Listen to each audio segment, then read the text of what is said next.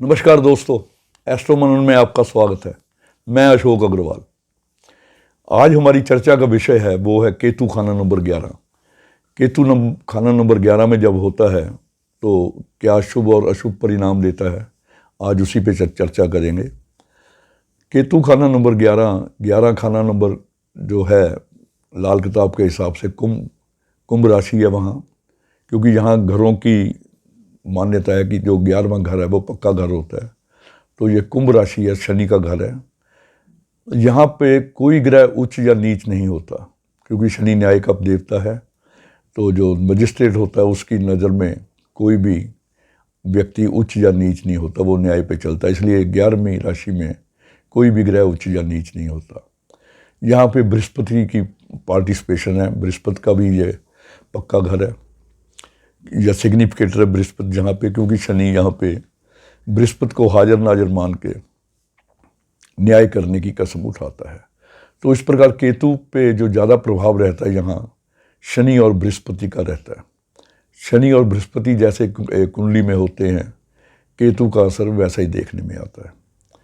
जब हम पंडित जी के पास पढ़ने जाते थे 70s में, तो जब खाना नंबर 11 की बात मुझे याद है जब हुई थी, तो उन्होंने खाना नंबर 11 पे चर्चा करते हुए पहले ये बताया था कि चंद्र खाना नंबर 11 में हो तो केतु खराब ऑटोमेटिकली हो जाता है।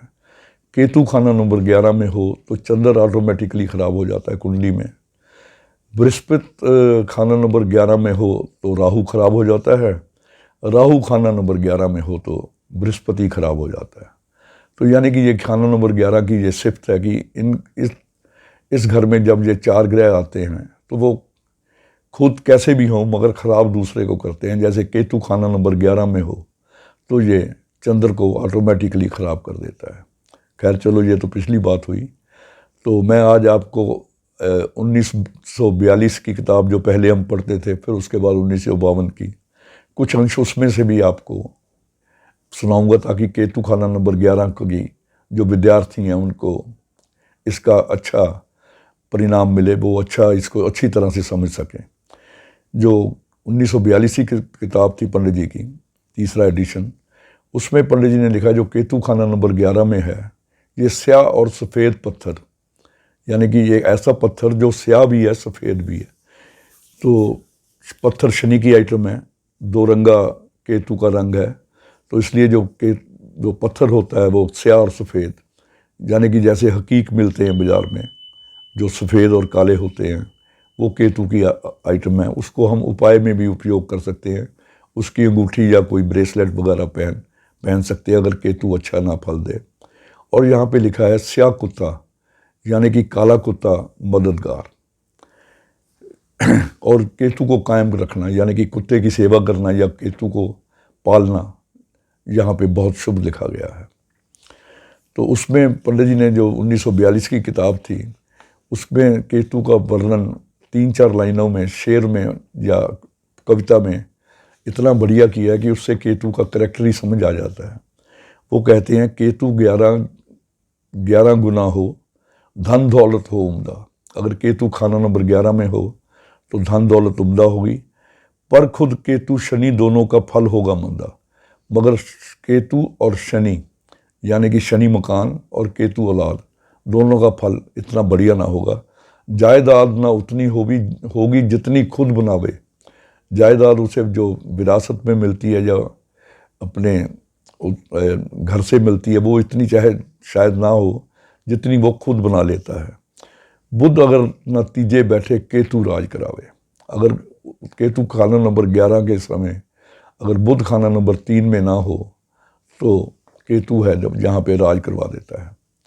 तो उसकी नेक हालत में लिखी है। तो 1952 की किताब में पंडित ने शुरुआत की है, फिक्र छोड़ गुजरी का जो चली गई है। ऐसे व्यक्ति को जो कुछ बीत चुका है उसकी ज़्यादा फिक्र नहीं करनी चाहिए। फिक्र छोड़ गुजरी का जो चली गई है, नज़र रख तू आगे की जो आ रही है। यानी कि आगे आने वाले भविष्य पे नज़र रखनी चाहिए जो आ रही है। और वैसे व्यक्ति होते भी इस प्रकार के हैं कि जो गुजर गई वो अच्छी होगी और हमेशा वो आगे का ही ख्याल रखता होगा। जद्दी जायदाद इतनी ना होगी जितनी स्वयं पैदा करे, मतलब उसे विरासत में इतनी जायदाद चाहे ना मिले मगर जितनी की वो खुद पैदा कर लेता है। केतु राज दरबार के लिए राजयोग, जब तक खाना नंबर 3 में बुध ना हो, अगर खाना नंबर 3 में बुध ना हो तो केतु राजयोग कारक होता है। राजयोग का मतलब कमाई के साधन या उसकी जो इनकम है वो बदस्तूर रहती है, चलती रहती है। हरदम एक अकेला 2-11 की तरह ये बढ़ता होगा। ऐसा व्यक्ति, जैसे 2 व्यक्तियों का साथ मिल जाए, एक और एक 11 हो जाते हैं, ऐसा व्यक्ति अकेला ही काफ़ी होगा। शनि खाना नंबर 3 में हो तो जो इसकी धन दौलत की हालत है वो 11 गुना उत्तम होगी। केतु खाना नंबर 11 और शनि खाना नंबर 3 में हो तो धन दौलत इसका 11 गुना तक बढ़ जाता है। 11 गुना नेक माली हालत, यानी कि जो इसकी आर्थिक स्थिति है वो 11 गुना नेक होगी, स्पेशली जब इसकी एज 11, 23, 36 और 48 साल की होगी। 11वां साल, 23वां साल, 36वां साल और 48वां साल, ये इसके लिए आर्थिक स्थिति को बढ़ाने वाले होते हैं। और इन सालों में ये जो केतु है लाल किताब के वर्षफल में खाना नंबर 1 में आ जाता है। कि जब खाना नंबर 1 में वर्षफल में भी केतु आएगा, केतु खाना नंबर 11 वाले का, अमूमन वो 11, 23, 36, 48 साल की उम्र में आता है, वो साल बहुत ही उत्तम होते हैं। अब उसमें थोड़ी सी इन्होंने इसके अशुभ परिणाम भी लिखे हैं कि वो कैसे होते हैं। कि जब इसके अपने लड़का होता है तो उस वक्त अमूमन माता या तो नहीं होती या माता की सेहत खराब होती है। और केतु की आयु तक के जो चंद्र का फल है वो मंदा होगा, बल्कि माता की नज़र पे भी वो बैड इफेक्ट। केतु की एज 48 साल है, 48 का जो हाफ है वो 24 साल है, उसका हाफ 12 साल है, यानी कि 12, 24 और 48 साल की उम्र तक अगर बेटा हो जाए तो उस बेटे के कारण जो दादी है उस बेटे की, यानी कि अपनी माँ है, उसकी नज़र या उसके स्वास्थ्य पे बुरा असर पड़ता है, मगर जो संतान है वो ठीक रहती है। संतान पे इस चीज़ का कोई बुरा असर नहीं होता। शुभ काम के समय पीछे से दी गई आवाज़, जैसे किसी काम को निकले कोई पीछे से आवाज़ मार दे, भैया कहाँ जा रहा है, तो ये अशुभ शगुन होगा रईस के लिए। उस वक्त इसको वापस आके कुछ रुक के फिर जाना चाहिए। 11, 23, 36 और 48 साल की उम्र में माता के लिए ये विशेष बंदा होगा अगर, और आर्थिक स्थिति के लिए 11, 23, 36, 48 आर्थिक स्थिति पहले मैंने कहा था अच्छी होगी, अब मैं कहता हूँ कि यहाँ पे ख़राब होगी इन सालों में। और माता का भी जो स्वास्थ्य है वो ख़राब हो सकता है जब बुध खाना नंबर 3 में हो। अच्छी कब होगी? जब शनि खाना नंबर 3 में हो। बुध खाना नंबर 3 में हो तो ये इसकी जो आर्थिक स्थिति है और माता की सेहत के लिए ठीक ना होगी। मकान संतान दोनों की ही उन्नति ना होगी, ना तो मकान अच्छे बनेंगे ना संतान ही उन्नति करेगी। जब शनि मंदा हो, जब कुंडली में शनि मंदा हो तो मकान का सुख भी कम होगा और संतान की भी उन्नति नहीं होती। मगर स्त्री के टेबे में अगर केतु खाना नंबर 11 में हो तो शनि बुरा होने पर भी ये चीज़ों का जो रिज़ल्ट है नहीं मिलेगा। यानी कि अगर औरत के केतु खाना नंबर 11 में हो तो ये बुरा रिज़ल्ट उसे नहीं मिलता। ऐसे केतु खाना नंबर 11 में हो सकता है कि 1-2 बार मिस कैरेज हो या मुर्दा संतान पैदा हो।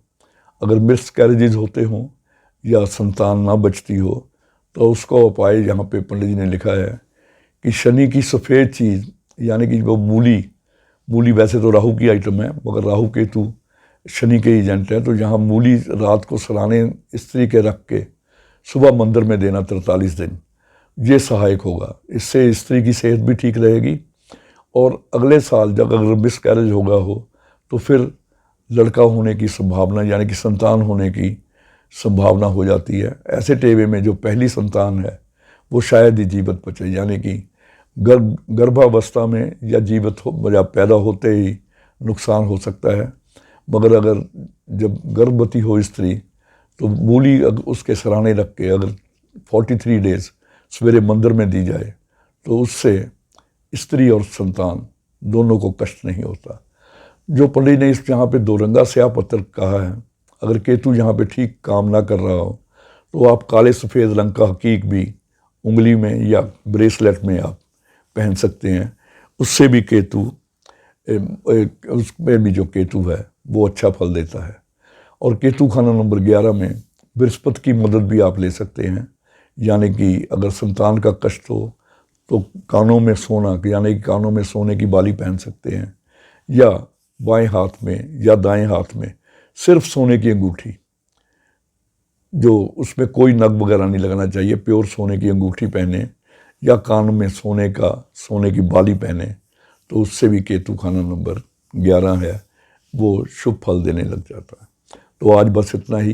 कल फिर किसी विषय के साथ, नए विषय के साथ फिर उपस्थित रहूँगा। नमस्कार, धन्यवाद।